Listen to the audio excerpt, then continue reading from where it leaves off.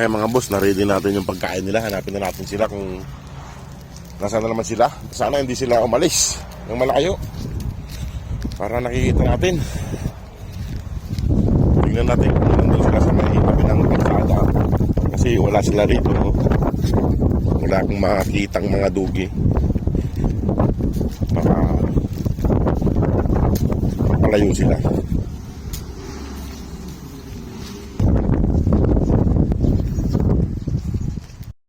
Mga boss, mahangin na naman. Tingnan natin dito kung dito sila sa may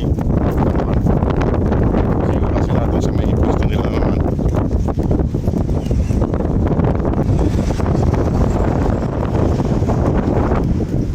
Kaso wala akong makikita, bugi na naman dito.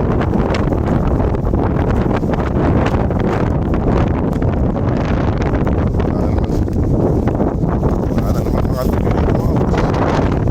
Buwan sila sa may kalsada, mga pasaway. Ayun o.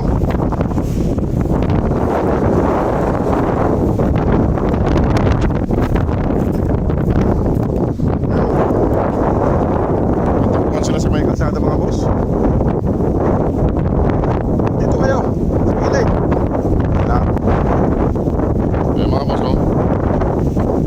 Pasaway, sa may kalsada. Mga pasaway kayo, dito kayo sa gilid. Dito kayo sa gilid. Sige kayo. Ba't kayo nasa tabi ng kalsada? Ha?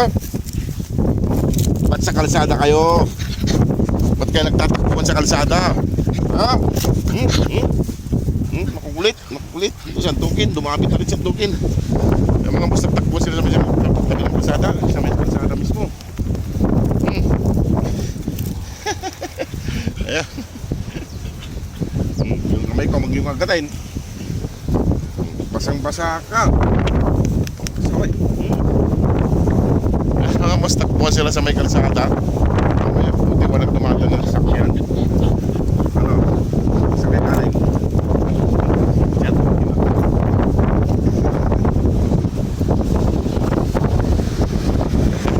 Yan mga boss, pakainin na natin sila. Hintayin lang natin si Mama Duk ng dulo.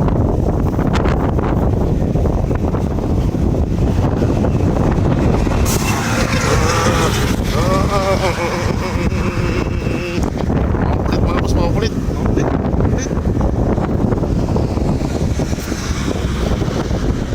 Takbuhan sa kalsada.